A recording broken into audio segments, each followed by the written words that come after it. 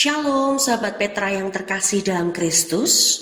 Sudahkah kita bersyukur untuk hari ini? Pada embun pagi hari ini, Rabu 20 Desember 2023, kita bersama membuka hari dengan sapaan Sabda Tuhan. Bersama saya, Pendeta Nugraheni Siwi Rumanti dari GKJ Ambarukmo. Tema renungan hari ini adalah hamba Allah harus menderita. Bacaan dari Markus 9 ayat 9 sampai 13. Mari kita siapkan hati dengan merendahkan diri di hadapan Tuhan. Bersama kita berdoa.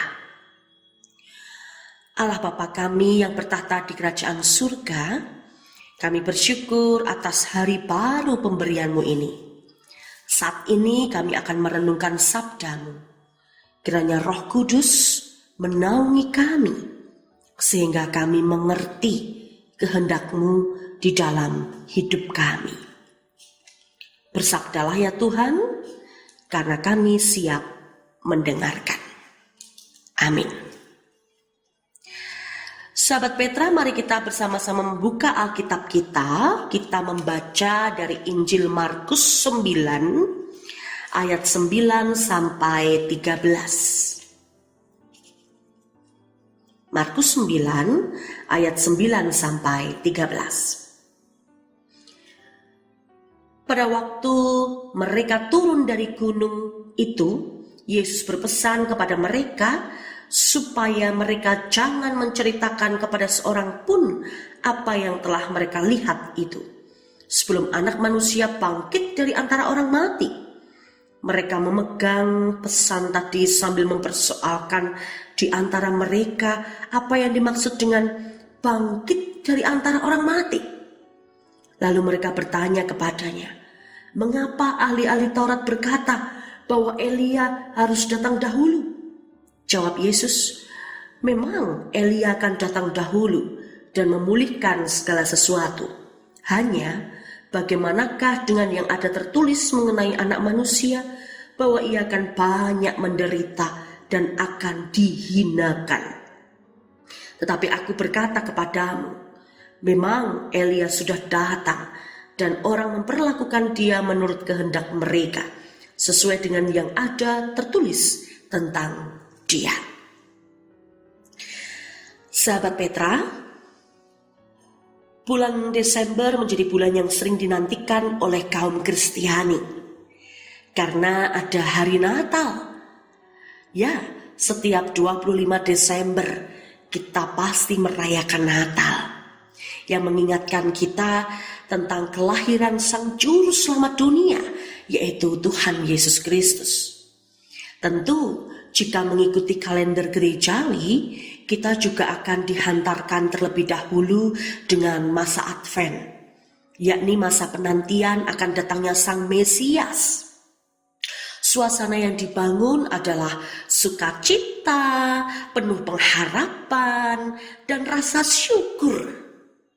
Maka tak jarang jika sebagian besar kaum Kristiani akan melakukan aksi berbagi sukacita kepada orang lain, bahkan kaum non-Kristiani di sekitar domisili kita.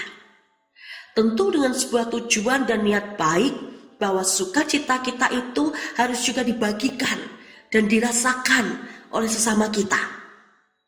Ada yang berwujud parcel Natal, hampers, makanan, minuman, uang, sembako, dan lain sebagainya. Semuanya sungguh sangat sukacita. Namun sayangnya, ada juga loh kaum tertentu yang dengan sengaja menolak berbagi kasih ini. Mengapa? Karena mereka menganggap kita mau melakukan aksi kristenisasi pada mereka yang sudah memeluk agama lain. Bahkan ada yang masih mempunyai pemikiran bahwa jika mereka menerima saja pemberian kita, maka hal itu akan membuat mereka menjadi Kristen. Wow, apakah benar demikian? Tak jarang pula ada beberapa dari kita yang enggan berbagi karena takut, khawatir ditolak, dan tidak mau bersusah payah menghadapi berbagai tantangan yang tidak menyenangkan. Sahabat Petra, justru disinilah kita belajar dari Tuhan Yesus sendiri, Sang Mesias, Anak Allah, Juru Selamat dunia, yang lahir dan hadir bukan tanpa masalah, namun justru penuh dengan berbagai tantangan kehidupan. Tuhan Yesus adalah Allah yang mau turut menderita bersama dengan umatnya. Maka tidak heran jika kita disebut sebagai hamba Allah harus menderita. Melakukan kebaikan tapi ditolak. Melakukan pelayanan semaksimal mungkin tapi tidak dianggap atau diapresiasi. Adanya malah caci maki, dirasani kalau orang Jogja bilang gitu ya. Melakukan penggalangan dana buat gereja loh. Malah dikira mengambil keuntungan. Ya, serba sulit, serba rumit. Karena masih ada banyak orang yang berpikiran sempit. Sebenarnya, jika kita melihat lebih dalam lagi, segala penderitaan yang kita alami itu tidak sebanding dengan penderitaan yang dialami oleh para hamba Allah. Seperti Bu Maria saat mengandung bayi Yesus. Wow, dia masih perawan, tetapi dia harus menghadapi tantangan yang sama seperti konteks sekarang, tidak mudah. Pak Yusuf, meskipun dia bukan ayah biologi Yesus, tetapi dia juga tidak mudahnya untuk menerima tunangannya hamil bukan bersama dengan dia. Yohanes Pembaptis, sepupu Yesus, anak Imam Zakaria dan Bu Elizabeth. Dia melakukan banyak hal, bahkan dia berseru-seru di padang gurun agar semua orang itu percaya dan bertobat. Tetapi akhirnya di akhir hidup dia harus dipenggal mati.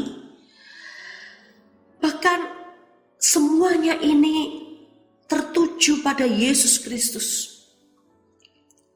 Tidak pernah sebanding dengan penderitaan yang dialami dengan Yesus. Yesus sendiri rela mengorbankan nyawanya demi menebus dosa kita. Bahkan di dalam ayat yang kita baca tadi, Yesus sendiri mengatakan, ada tertulis mengenai anak manusia bahwa ia akan banyak menderita dan akan dihinakan. Orang benar saja dianiaya hingga menderita.